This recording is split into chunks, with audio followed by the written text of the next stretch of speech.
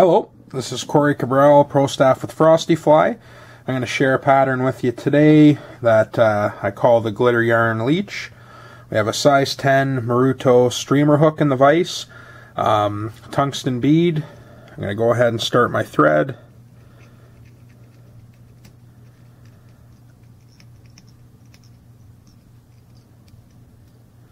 Bring it back to the barb there.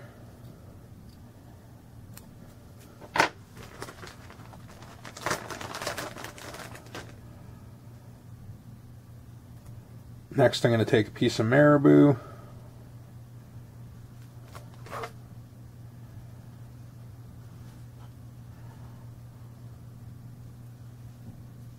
I have a piece of Marabou here. I'm going to tie in a tail roughly the length of the body, just a touch bigger. I'm going to wrap a couple times here to secure it. Next, I'm going to cut the Marabou just behind the bead. Then I'm going to wrap all this down. That'll give something for the yarn to bite into, so it doesn't slide around on the shank of the hook later.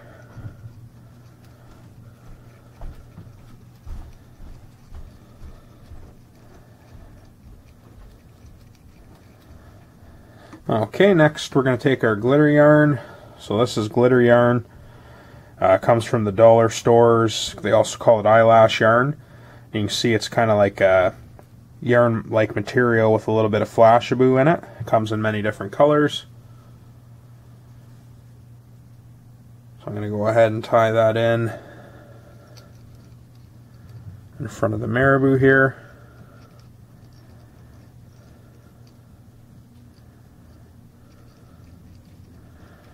Make sure everything's secure, bring my thread forward. So now with this yarn, you can just palmer it like a hackle. So wrap, and then between each wrap, fold the fibers back. So if you do loose spirals, it's going to be a little bit of a sparser leech. The tighter you do the wraps together, the more body it's going to have. With this material, I find the more is better. You want lots of these fibers, creates lots of movement in the water. So now when I get to the head, I'm going to give an extra couple wraps.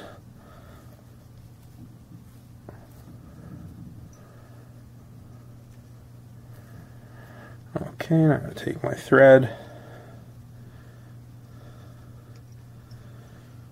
2 tightening wraps. I'll snip that off. Come in here with a couple more wraps. So you could whip finish this right now as it is, and that'd be perfectly fine. You can see here with all these fibers, the second that gets underwater and you start stripping your fly, swinging it, pulsing it, all these fibers just pulsate in the water and drives the fish nuts. A good way to finish this pattern, take some Hemingway's Starlite dubbing here. This is in lime green.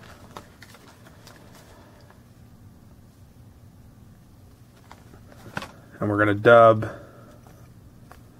a bit on the thread here.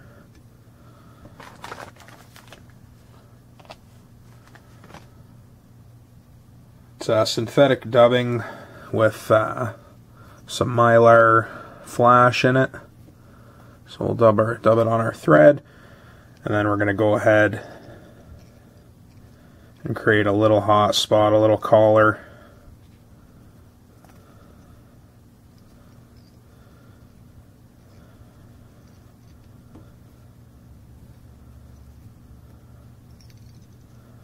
Finish up behind the bead. Try not to trap any fibers in there. Grab our whip finisher here.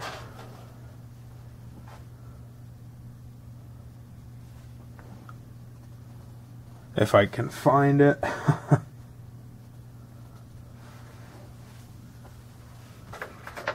we go.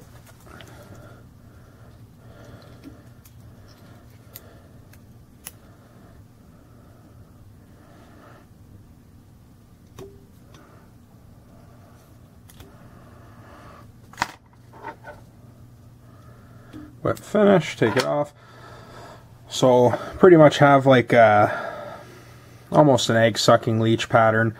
This eyelash yarn, glitter yarn, I've become pretty fond of it just due to the movement it creates in the water. You know, I've pretty much steered away from conventional dubbings and glitter yarns and the actual fly tying cactus chenille and that. You know, it's $1 for a ball that'll last you a long time. I use this in a lot of my steelhead patterns. So you can see here when I get it wet,